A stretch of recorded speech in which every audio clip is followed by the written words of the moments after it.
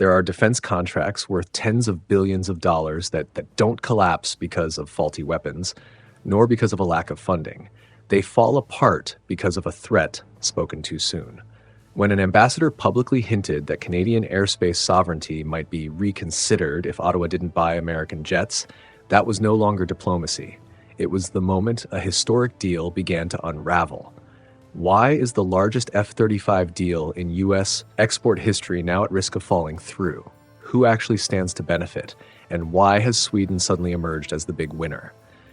If you want to understand what's truly happening beneath the layers of technical jargon and official statements, stay with us until the end of this video. And if you value deep, measured geopolitical analysis that doesn't chase after headlines, don't forget to subscribe so you won't miss the stories quietly shaping the world.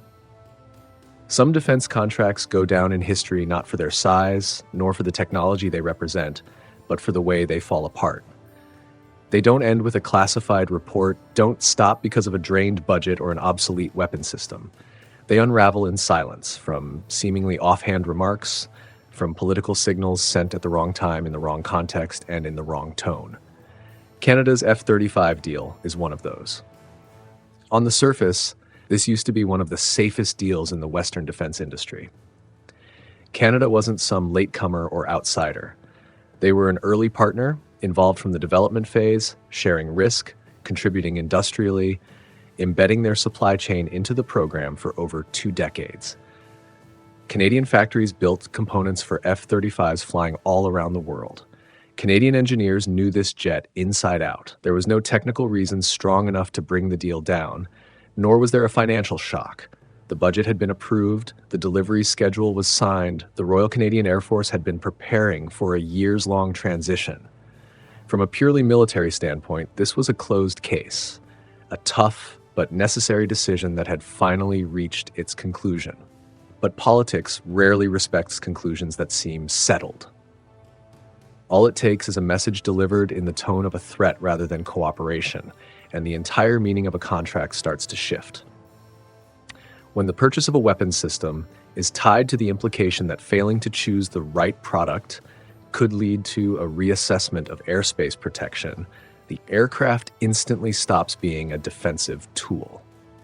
It becomes a symbol of dependence, of an imbalanced relationship where security is no longer a shared commitment, but a bargaining chip. In politics, the moment a symbol changes meaning is also the moment when all technical specs become secondary. No matter how powerful the radar, how advanced the stealth, or how superior the joint combat capabilities, all of it is overshadowed by a bigger question. How much sovereignty does this country truly have? From that very fracture point, Canada's F-35 story entered a new chapter. No longer just a debate in military meeting rooms, it became a question of sovereignty, industry, and strategic trust.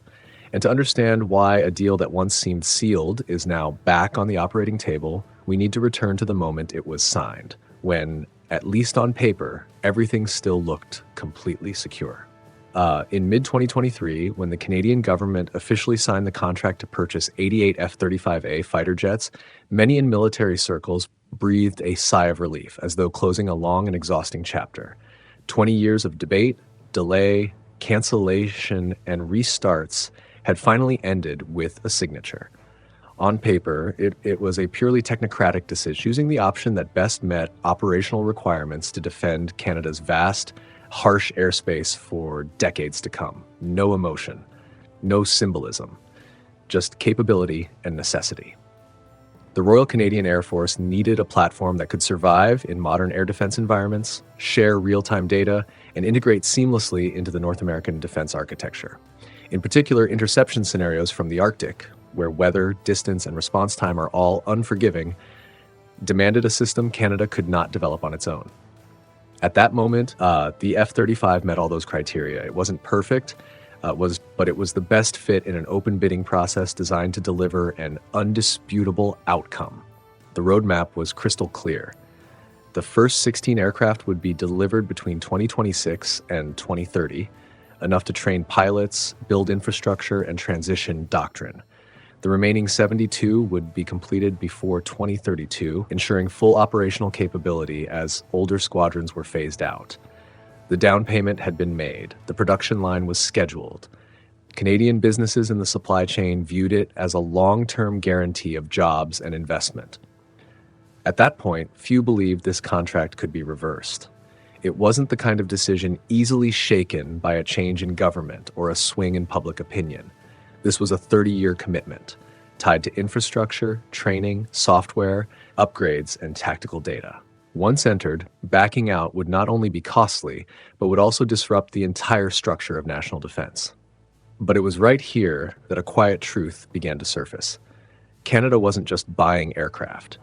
Canada was accepting a profound level of dependence on a cross-border supply chain, on software controlled externally, on upgrade packages decided elsewhere, and on a political relationship stable enough to keep everything running smoothly for the lifetime of the system. Under normal circumstances, that dependence wouldn't be a problem. It's offset by strategic trust, by the assumption that continental security is a shared interest, not a bargaining tool. But that contract only truly closed as long as that assumption held. And then it only took a single remark, spoken in the tone of a warning rather than cooperation, for that assumption to begin to crack. From the moment political language entered a deal that seemed purely technical, Canada's F-35 contract stopped standing still. It moved into a chain reaction that no one in the military meeting rooms could control, where even one misplaced signal was enough to trigger a cascade of unraveling. Major political collapses rarely begin with an official document. They begin with words. And in this story, the words went too far. When a U.S. official stated that if Canada chose a lesser option, Washington would have to reconsider how North American airspace is defended, what was conveyed wasn't a professional assessment, it was a show of power. A reminder of the old order, where security was granted in proportion to compliance. Under that logic, the F-35 contract was no longer the result of a bidding process or strategic analysis. It had become a loyalty test. Among allies, there are things understood but never said. Because once said, they shatter the very foundation of trust. That comment couldn't be taken back, softened, or dismissed as a misunderstanding. It landed at a time when bilateral relations were already under pressure from multiple fronts. Trade disputes, tariff threats, remarks downplaying Ottawa's role in regional frameworks. It all built up into a growing sense that Canada was no longer being treated as an equal partner. The public reaction came faster and fiercer than anyone expected. The media didn't analyze radar or stealth. They asked questions about sovereignty. Current affairs shows didn't invite generals, they invited political and economic analysts. On social media, the message was stripped down to its rawest form. Buy American jets to be protected, or keep national autonomy and accept the risk. In a society that is deeply sensitive about national standing and a history of asymmetrical relationships, this was a powerful trigger. Within days, a contract once considered irreversible became a national debate. The government no longer had the luxury of silence. The Minister of Defense was forced to announce a review of the agreement, not out of a desire to cancel it, but because the swelling backlash could no longer be ignored. What's striking is that the shift didn't come from the military. Commanders still viewed the F-35 through the lens of capability. But politics operates by a different logic. In politics, perception can matter more than technical reality. A decision, no matter how sound, cannot stand if society begins to see it as a symbol of coercion. From that moment, the F-35 contract stepped out of expert territory and into the most dangerous zone, the arena where collective emotion shapes policy. Every hardline statement from Washington no longer served as a deterrent. It became evidence strengthening the opposition's case. A chain reaction began to take shape. The more pressure applied, the stronger the pushback. The more security was emphasized, the more the conversation slid toward sovereignty. And once a military procurement decision is redefined as a question of national autonomy, the balance point shifts entirely. From here, Canada was no longer asking which aircraft was best for its air force. It began asking what was acceptable for an independent nation. At that boundary, the technical equation officially gives way to a much larger, harder, and more dangerous question: the question of sovereignty. Once public opinion had been triggered, the logic behind the military decision began to drift from its usual trajectory. Analyses of range, stealth capabilities, or system integration gradually lost ground to a simpler yet far heavier question: who's really in control? For many lawmakers and voters, the issue was no longer which aircraft performed better in air combat, but the unsettling sense that a technical choice was being turned into a political condition. In that space, every military argument grew fragile. They spoke of operational risk, interoperability, life cycle costs, but all of it collided with a rising wall of emotion. In the public psyche, no matter how advanced a weapon may be, it becomes meaningless if it's tied to the notion that sovereignty is something that can be bargained. A decision once seen as pragmatic was now viewed as a concession. This created a dangerous paradox. The more proponents insisted that the F-35 was an irreplaceable choice, the more they inadvertently reinforced the argument that Canada had no way out. And in politics, nothing fuels resistance more than the feeling of being cornered. What began as concern over the risks of canceling the deal slowly morphed into growing voices suggesting that continuing the contract was actually the greater long-term risk, symbolically and strategically. Sovereignty, usually an abstract concept in daily life, suddenly became very concrete. It was no longer about lines on a map or a flag above a government building. It became about who controls the software, who decides the upgrades, who has access to operational data, and who gets the final say when political interests collide. Once these questions are asked out loud, no spreadsheet of specifications can shield a defense contract from scrutiny. For the government, the situation became a true dilemma. Pulling out too quickly would seem reckless. Pushing forward too forcefully would appear dismissive of public concern. But time was not on the side of silence.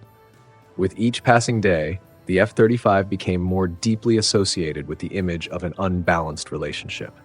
And in a democracy, no government can sustain a decision for long if the majority of voters come to see it as a symbol of subservience. It was at this point that the axis of debate shifted entirely. No longer was it about what kind of aircraft do we need, but how much dependence are we willing to accept?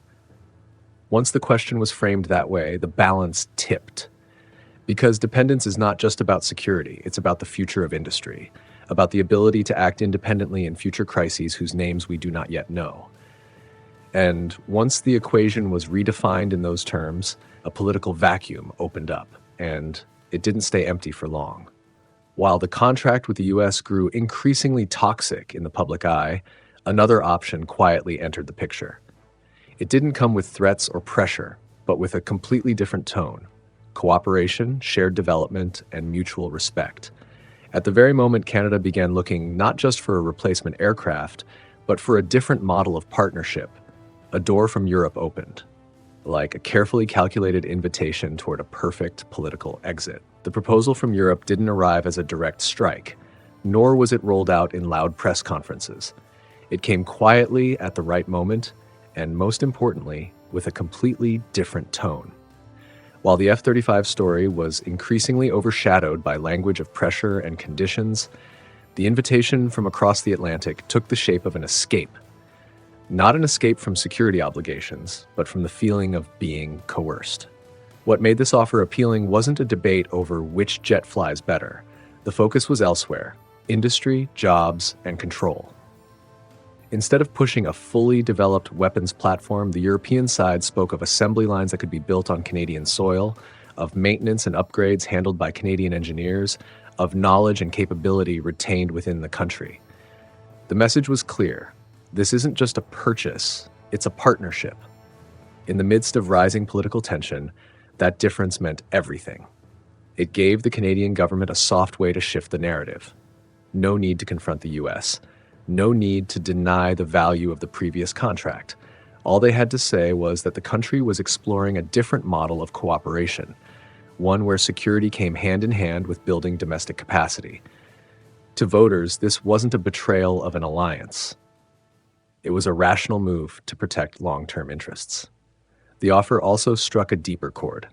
Canada has long wrestled with the question of how to move beyond being just a link in someone else's supply chain. A real defense industry, one capable of designing, integrating, and sustaining complex systems, doesn't just create jobs, it creates strategic leverage. In times of crisis, that capability determines who waits and who acts on their own. That's why the European invitation didn't need to promise absolute technological superiority. It only needed to present a different future, a relationship where Canada isn't just a buyer, but a partner with a voice. In a political climate already sensitive to any sign of dependency, that vision had near-perfect appeal. However, the clearer this exit path became, the more forceful the reaction from the other side. Arguments about continental defense and obligations under shared security structures began surfacing with increasing frequency. NORAD was invoked as a reminder that North American security is indivisible and that alternative choices might carry serious consequences. But it was precisely here that the biggest paradox emerged, because when shared security is used as a tool of pressure, it immediately loses its moral weight. Instead of making Canada hesitate, those reminders only prompted more people to ask, if this relationship is truly equal, why does it rely on threats? And if continental security is indeed a shared interest, who in the end is more dependent on whom? From the moment NORAD was placed on the table as a veiled warning, the story entered a new phase. It was no longer about comparing two proposals. It became a head-on confrontation between pressure and resistance. And what Washington may not have fully anticipated is this: their strongest argument may now be on the verge of backfiring most spectacularly. NORAD was originally built as the clearest symbol of strategic trust between two nations. It wasn't just a joint command, it was a shared acknowledgement that North American airspace is indivisible, that the security of one is intrinsically tied to the survival of the other. For decades, it was precisely that assumption that allowed Canada to accept a deep level of dependence, because in return, there was a sense of safety within an unconditional collective defense structure. But when NORAD began to be invoked in a tone of warning, its meaning shifted instantly. Instead of a symbol of cooperation, it began to feel like a tool of leverage. The implicit message was simple. Weapons choices were no longer a domestic matter. They had become a measure of how worthy a country was of protection. And in that moment, what was once the foundation of trust became a source of doubt. The Canadian public's reaction revealed a miscalculation by many U.S. policymakers. Voters didn't hear NORAD with the ears of military strategists. They heard it as people being asked to prove their worth. When shared security comes with conditions, it doesn't inspire compliance. It triggers questions about power and agency within the relationship. The irony is that the argument for continental defense was also the weakest link in the pressure campaign. Everyone understands that without Canada, North American defense doesn't function fully. The northern airspace, Arctic approach routes, radar infrastructure, and early warning systems all lie on Canadian territory. This isn't a one-sided favor. It's mutual dependency at the structural level. When that is reframed as a threat, it immediately backfires. Instead of making Canadians fear abandonment, the talk of NORAD only highlighted the leverage Ottawa already holds. The sense of vulnerability quickly gave way to a realization. This partnership cannot be unilaterally redefined without also harming Washington. In the public mindset, this was a crucial shift. The conversation transformed from "are we at risk" to "who really needs whom?"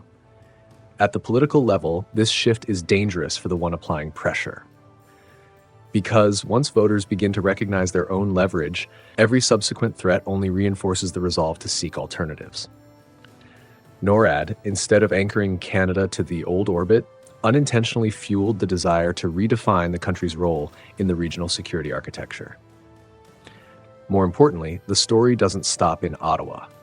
What's happening is being closely watched in other capitals. If even a key ally like Canada can be put in a position where it must prove its value through a weapons deal, then smaller countries know they're certainly not immune. The pressure on Canada didn't just shake a single contract, it sowed doubt throughout the entire alliance network. And here the issue begins to outgrow the bilateral framework. As the effectiveness of pressure erodes, another effect quietly takes shape. Other nations observe, compare, and ask themselves, what happens when political disagreements emerge in the future? What began as an isolated case is now poised to become the spark of a broader domino effect, one where trust in the Western defense ecosystem begins to tremble. When a major defense contract begins to waver, Its impact rarely stops with the signatories alone. In the defense world, where every decision is watched, compared, and remembered, Canada has become a test case that many other nations feel compelled to follow closely. Not because they intend to replicate Ottawa's choice, but because they want to understand a colder, more pragmatic question. What happens when security interests collide with political disagreements? For smaller allied nations, this story carries particular weight. They're confronted with an uncomfortable reality. Even a long-standing partner with stature and deep industrial involvement like Canada can be publicly pressured. And if it can happen to Canada, there's no guarantee it won't happen to them. In closed-door meetings, the question being raised is no longer about the technical specs of the F-35, it's about the durability of the commitments that come with it. Trust is the hardest thing to build and the easiest to lose in the defense industry. Once countries begin to believe that contracts can be politicized at any moment, the entire logic of long-term procurement is thrown into doubt. 30 or 40-year plans suddenly look fragile in the face of election cycles and shifting diplomatic tones. This doesn't immediately lead to mass contract cancellations, but it plants a very dangerous seed of doubt. The domino effect isn't loud. It spreads quietly, through reassessments, through fine print in risk reports, through procurement documents where supply diversification begins to appear more frequently. Countries start weighing not just combat effectiveness, but political vulnerability. In that context, options once dismissed as secondary are reconsidered, not because they're better, but because they come with fewer strings attached. What's striking is that this effect isn't aimed at a specific weapons system. It's aimed at a model of relationship. When pressure is used as a tool to maintain order, that order begins to erode itself. Allies don't walk away overnight, but they start preparing to stand more firmly on their own. And in defense politics, that quiet preparation often matters more than any public statement. For Canada, being at the center of this effect isn't purely a liability, it also creates new room for action. As the entire ecosystem begins to ask questions, Ottawa is no longer isolated in its choices. What was once dismissed as an emotional reaction is now seen within the broader context of a global trend. Middle powers seeking to break away from absolute dependence. And it is precisely at that point that the most important question emerges. If Canada isn't merely reacting, but actively reshaping its position, then what is it really doing behind the reviews and reassessments? To answer that, we must look beyond the headlines to the quiet, structural steps being taken, where Ottawa isn't just thinking about a contract, but about how this nation intends to exist within a world order that is steadily shifting. At first glance, Ottawa's statements might seem like little more than a reaction to public pressure. But behind those cautious words lies a much deeper, slower, and more deliberate shift. Canada isn't simply reconsidering a contract. It's asking itself where it wants to stand over the next 30 years, in a world where guarantees once taken for granted are growing increasingly fragile. For decades, Canada's security model rested on a stable set of assumptions: enduring alliances, reliable supply chains, and major decisions anchored in long-term political trust. That assumption once made perfect sense. But current events are forcing Ottawa to confront a harder question. What happens when security becomes a tool of pressure, and when a partner's domestic politics begin to directly affect your own autonomy? From that perspective, the F-35 review is just the surface. Beneath it lies a broader effort to reduce strategic vulnerability. This doesn't mean Canada is turning its back on alliances or trying to stand outside shared security structures. On the contrary, it's seeking to engage from a different posture, less passive, less wholly dependent, with more room to make sovereign decisions in moments of crisis. One key axis of this strategy is industry. Ottawa understands that autonomy doesn't come from simply owning equipment. It comes from the ability to maintain, repair, and upgrade it without waiting for political clearance from abroad. Considering proposals that offer domestic production, assembly, or maintenance is not just about job creation. It's about converting defense spending into lasting capability, the kind that can be mobilized when global supply chains break down. In parallel, there is a growing emphasis on diversification. Canada isn't searching for a new patron to replace the old one. It's looking to spread risk so that no single partner holds all the leverage. In today's world, diversification is not a sign of disloyalty, but a reflection of political realism. It allows a nation to remain engaged in cooperation without being locked into any one path. Most importantly, Canada is reframing the domestic narrative. Instead of letting defense decisions be seen as externally imposed, the government is recasting them within the framework of building national capacity. When the story is told that way, it's no longer about buying weapons, it's about investing in the future, in technology, in skills, in strategic positioning. And in a democratic society where voter consensus underpins the durability of any long-term policy, that distinction is critical. These moves are quiet, not flashy, but they reveal something clearly. Canada is not acting out of panic. It's using a moment of crisis to correct course, not to exit the Western order, but to remain within it as a more confident, less vulnerable actor.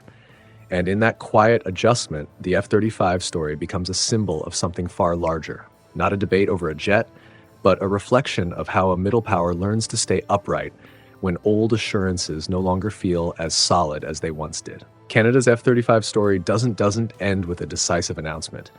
It ends with a colder, more sobering realization.